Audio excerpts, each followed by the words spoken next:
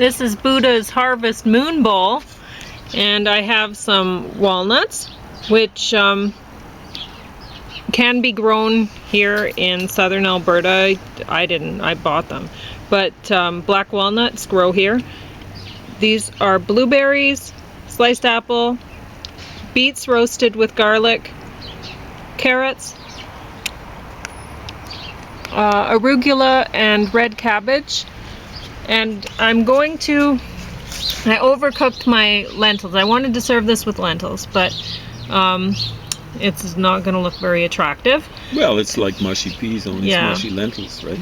And buckwheat, roasted pumpkin, and mung beans with corn. And I wouldn't have put the mung beans with corn there.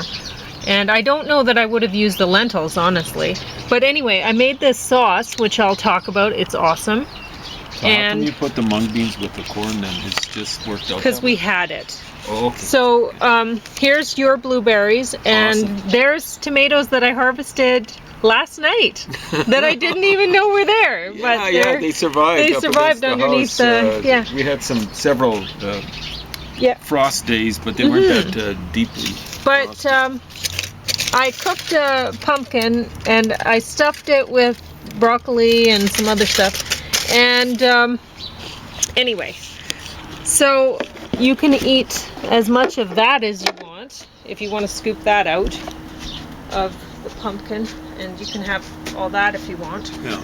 And what I'm going to do is I'm going to mix this up. See, what I did is I sprouted too many mung beans, and now I have to use them up. So that's why I put the mung beans and corn here. But normally, if I was going to do this, I think it would be better probably not to have them in this bowl. It would be better to make it without that. Without mung beans? Yeah, and corn. It would be better, although corn's a good harvest thing. Well, yeah, exactly. But it was an awesome harvest moon last night, but it might be even better tonight if it's clear, right? So I made the dressing thick again. I don't know if how much of this you want, but what you don't want, I'll take. Okay, I'll put it on potatoes. I think I'm going to keep the salad, I think, separate from the potatoes and the.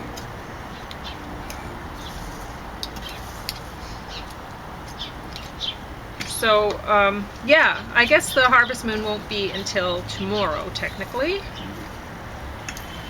But it was awesome. But it was awesome. It was pretty It was close a to lovely pumpkin color.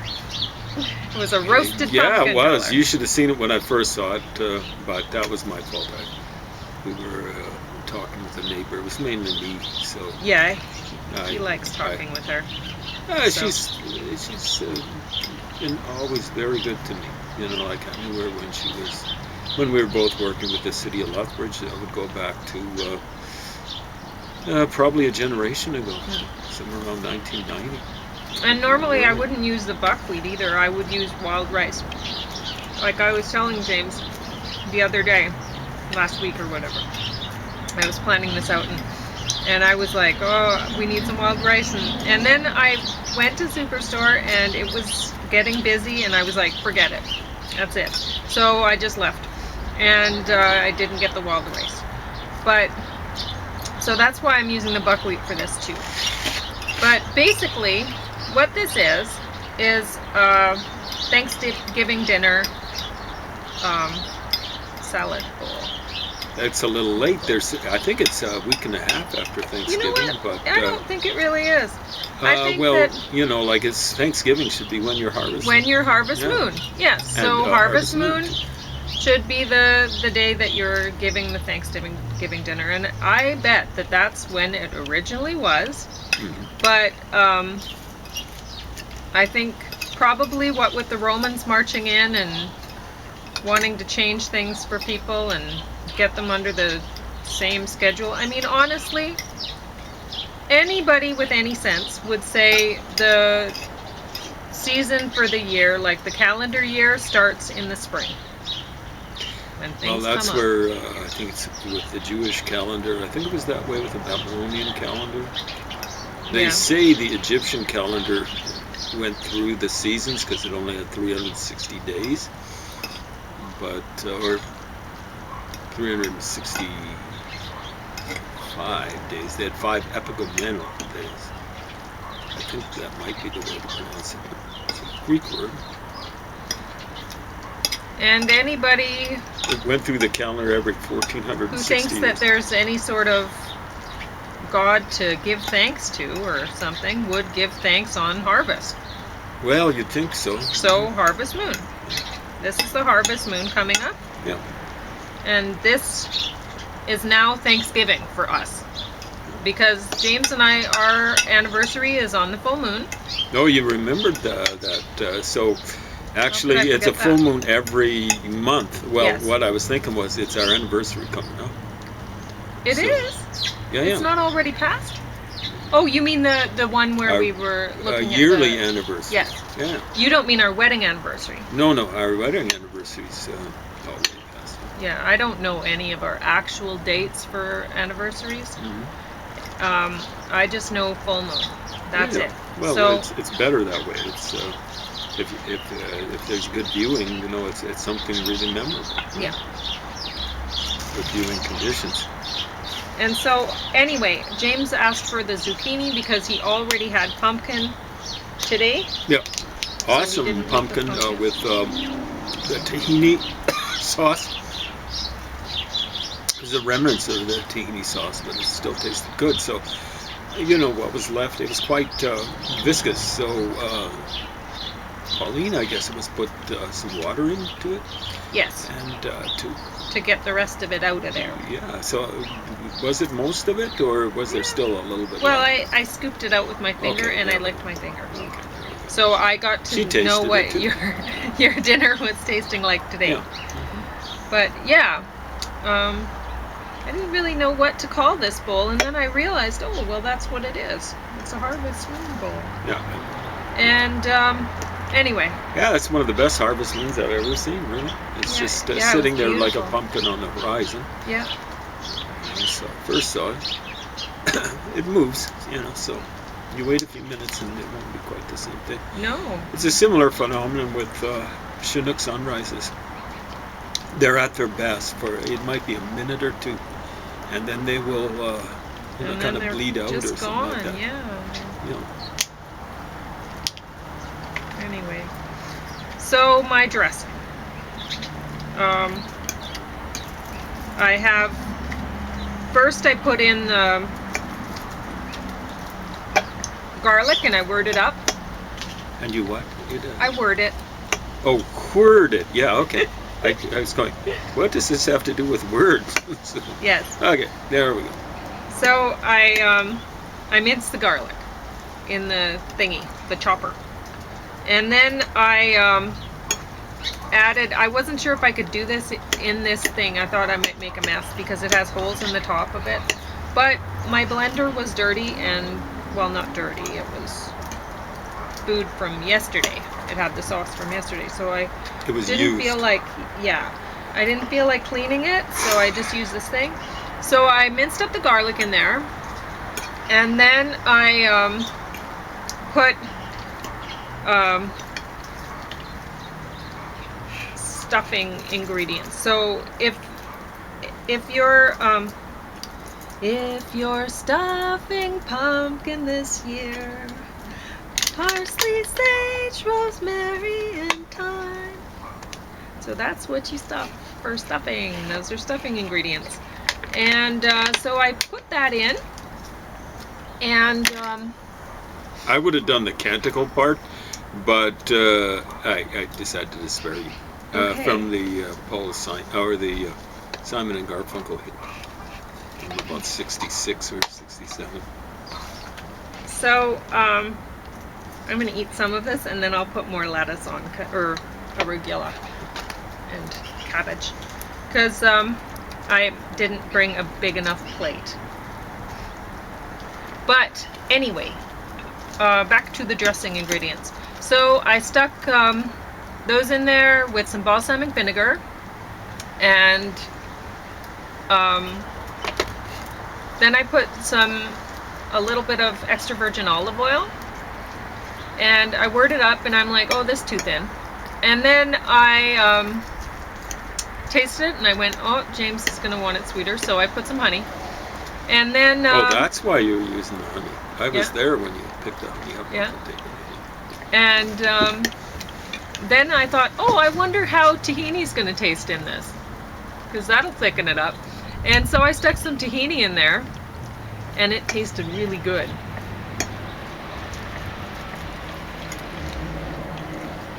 Mm. That is tasty. So I mixed the potatoes with the lentils and with the, that was buckwheat, right? That you'd, that was buckwheat. So I mixed them all together, and then I mixed in the, Dressing? yeah, Or whatever. Salad dressing? sauce. Yeah, I was going to call it sauce, but Okay. kind of tastes a little bit like dressing. Actually. Well, that's what I'm going for. Yeah. Like stuffing dressing. Exactly right. So that's what it tastes like. I was going to volunteer that, but I didn't want to too early.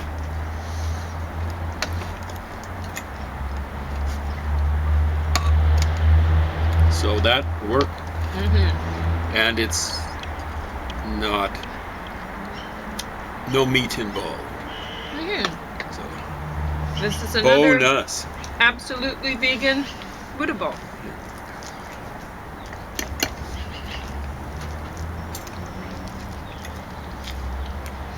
Very good. It's really tasty. Wow. And it's really the thing that's providing the taste. Like buckwheat doesn't have that strong a taste, and the lentils wouldn't have that strong a taste. It's just this little bit of, well, I want to call it sauce with dressing. Wow. Oh, this is delicious. It's really lively. This is really good. You have to try this. See, I'm tasting somewhat spicy, but I'm also tasting the sweet. So thank you for putting the honey in there.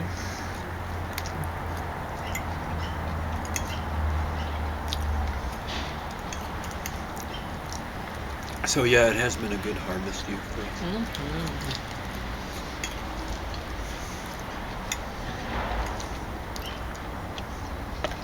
We took, I think, pretty good care of our tomatoes, and they've taken care of us.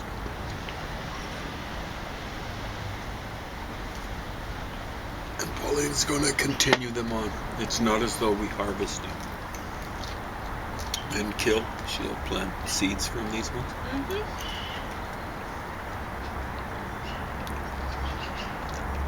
Of all sorts.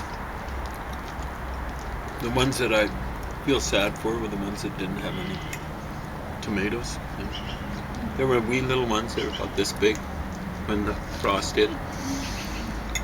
Pauline kept watering them for me, and my back gave out, but I'd been watering them. And they were trying. And I cared for them as much, in both senses of the word cared, as I did the huge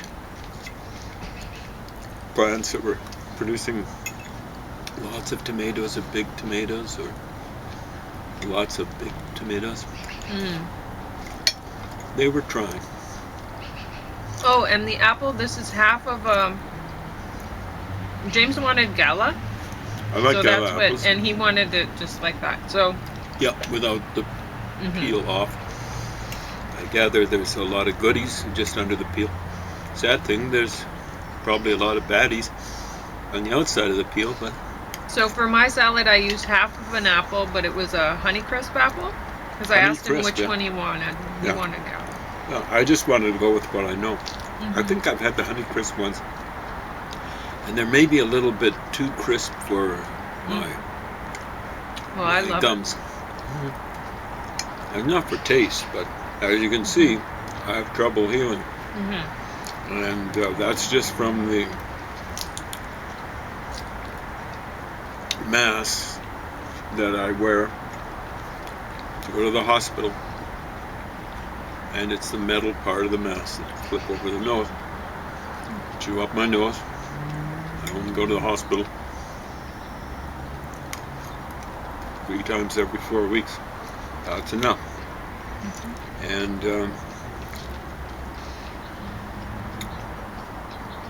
yeah, my gums, like when I'm eating apples, I'll see that there's bread from my gums on the apple. So it just.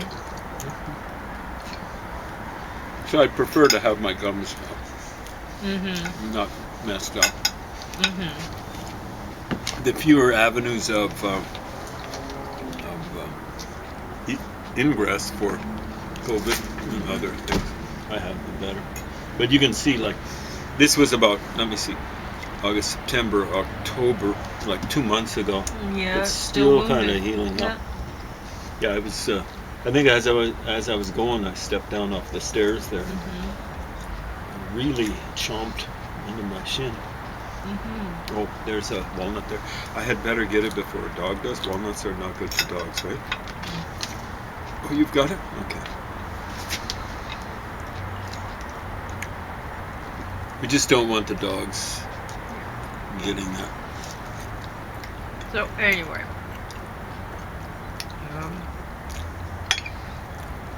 yeah, you could use any kind of legume that you want for this, and just whatever you prefer. The orange lentils would have been fine if I could have cooked them, not overcooked them.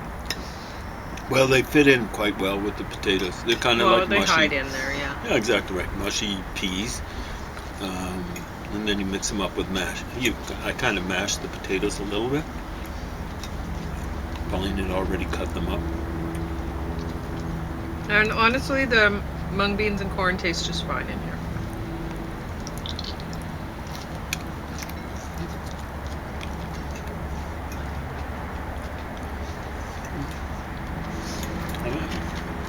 What the hay is in there?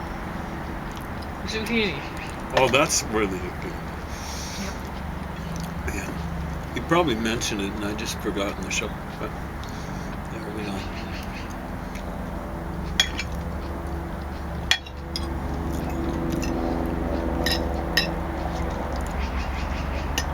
There's a lazy plane. Yeah. Lazing overhead. So a Buddha bowl really is like I've always done Thanksgiving dinner. I like Thanksgiving dinner to be more of a marathon, and you just keep cooking different things and adding to it. So you might run out of one thing, but you have another new thing that's, one harvest. So you're talking about having it over several days? Yes. Right? Yeah. So it's more like a Thanksgiving week or even a couple weeks. It's amazing. Did your grandma used to do that a little bit? No. But she didn't. This is just me because I love eating food so much that it inspires me to cook it. So. Now your grandma was good at. She was an amazing cook. Thanksgiving dinners, all right. But you were going to add something. I'm going to cut you off there. Do you remember what you were going to add? Yeah. I was going to mention that the Buddha bowl idea is sort of like my idea for Thanksgiving dinner, where it's a week-long thing. You just keep adding new things. Because the way I figure it with the Buddha bowl, I mean, Buddhist monks even still do it, don't they? Where they have the begging bowl? I suspect they still do. Yeah. So, the Buddha, he had been a prince, and he decided it just wasn't the right life for him. So he found a new path, and then he'd have begging bowl, right, for people to feed him eventually. Being a prince is not the right life for anyone. No. And the way I figure it, like, at first I was thinking of it and I'm like, well, that's not very good to be begging off of people. Like, it's better the way, like, Jesus had told people, if you're going to stay on somebody's land or whatever, you better work for or if you're going to stay with somebody, you better work for your keep, kind of thing. I think Paul talked about it a little bit more in detail. Jesus did send out apostles, not just the 12. Apostle just means apo, out. Means sent, I think. So it means someone who sent out. And I think he did talk a little bit about that. There's no doubt that Paul talked about it. And, like other church fathers who weren't recorded in the Bible, but they talked about it in very specific terms. You go out there doing missionary work and stuff like that, you better earn your keep. You're hearing that, Joel Osteen, you sleaze bucket? So, anyway, so at first when I was hearing about the begging bowl, I thought, okay, so he was a prince and now he still has his hand out to the poor people, or whatever, who, please put some food in my bowl. So anyway, then I was thinking about it, and I was like, I bet you they don't show up at right at dinner time, like really awful telemarketers, phoning right at the dinner hour. At 6 like, o'clock. Oh, we know they're going to be home, so yeah. I bet they show up afterwards. You mean like phone marketers, right? Telemarketers, Yes. whatever they are. Well, isn't that what they're called? I don't know what they're called. Telemarketers, that's the people that are on television. But no, that would be telephone. Yeah, you're right. Whatever they're called. Like I can think of some 4-letter words for them. So I bet you the good Buddhist monks, anyway, there might be some that are like telemarketers and show up at dinner time and they're like, oh yeah, I can smell that cooking. I can smell that turkey going. I don't think so. I think the good ones, they'd show up after dinner. So they'd be like, looking for leftovers. Some leftovers, yeah. And it's like, oh, well, what's the harm in that? That's actually really good. So, they might go to one house and they have, some leftover peas. They go to another house and they have some leftover corn, and another house. And so it just continues on like that until they have enough food in their bowl to sustain themselves, and they have a mixture of a whole bunch of wonderful things. Yeah. The other thing about the begging bowl, I think it's understood it's a bowl. It's not like a purse or something like that. So what we had a neighbor was telling us about someone came wanting some food. She was doing work in her yard and someone came by. I'm hungry, I think is what she said. The person said, I'm hungry. Okay, so she goes, what was it she said? She got some bread. I'll go see what I have in the house. So she went in. Got some bread. She's a senior citizen, and she got some cheese breadsticks, she said. Well, that's awesome. So it was like a fancy bread. Yeah. That she gave him. And then she was out walking her granddaughter's dog. Yeah. And she said she saw the cheese sticks just strewn on the ground. Yeah. She didn't want them. So the begging bowl ain't for money, so people can, buy all sorts of fancy pharmaceuticals. Not so fancy pharmaceuticals. Or alcohol or whatever. Fentanyl. So, yeah, if you're going to beg with a begging bowl.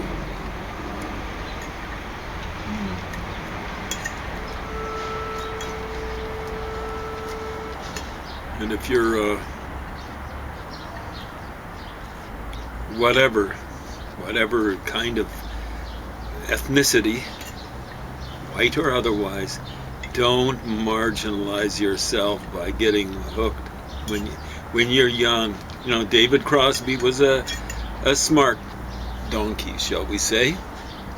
Did one of those? No, I've dropped so much food. Well, some sort of animal's going to appreciate it. But David Crosby really, like his dad worked on, he was like, he wasn't a movie exec, he was he helped make movies in the Los Angeles area. So I don't think David Crosby would have been that hard up for money. But what did he do before the Birds made it big and stuff like that? He was out doing, we won't call it robberies, although he's apparently, according to his own, he volunteered it. He was lugging guns. He was packing heat. and he'd be doing robberies. Well, not robberies, but thefts, stealing stuff. And I think he was doing it more for the thrills. And then, he was a big doper, a big dope of a doper. And he thought he was really smart. You read his autobiography, and he says, I was on top of it, on top of them, until I hit about age 30, and then they were on top of me. And next thing you know, he was still fairly young. He had to get a liver transplant. So lots of people get involved with drugs, really think they're smart. Wow, I'm really on top of things now. Look at me. And then next thing you know, they're down in the street, It happened with people with cocaine in the 80s, People are well off, and then all of a sudden they're using all their money for cocaine and stuff like that. I have very little sympathy for people who get hooked on stuff. I had to for over a year, just a little over a year, but over a year had to use an opioid. I'm no longer using it. It's been about 9 years since I had to use it. But when I went cold turkey on it, that wasn't by design. I just lost the stuff while we were in transit. I didn't feel anything, not a thing. I didn't want to go on the stuff, and they thought there was a need for it. The back pain, it's a little bit different. The kind of back pain I had was back spasms more than sharp cutting pain. And sharp cutting pain, I think I would have been more enthused about the opioids. But, it wasn't morphine or anything like that, but it's called hydromorphone, and it wasn't entry-level dosage. It wasn't top dosage, but people are going around saying, "Oh, addiction it's a sickness, it's a disease." That's a trope, okay? So you guys are yipping and yapping about tropes. And what sort of trope is that? That's a simile. Okay, it's a disease. It's a simile. Just because you've come up with this formulation doesn't mean there's any truth to it. Oh, it's a disease. No, it's not. There might be similarities with some diseases and things like that. But it's more like, let's say, an injury, a self-inflicted injury. And yeah, we can be kind and take care of people and stuff like that, but we don't owe it to them. They've made a choice. It's a bad choice. If a person goes over Niagara Falls and suffers all sorts of grievous injuries, we, I suppose, as a society, should be kind to them. But it's understood they've done a stupid, silly thing, and we don't owe it to them. So get that straight. Cut out the tropiness. People are making jokes, and they should, about truthiness and stuff like that, especially with Donald Trump. I think they were doing that. Stephen Colbert was doing that before Trump. I think it was around the time of Bush Baby. Maybe it had something to do with Fox Network. But cut out the tropiness, okay? Boy, I'm so thankful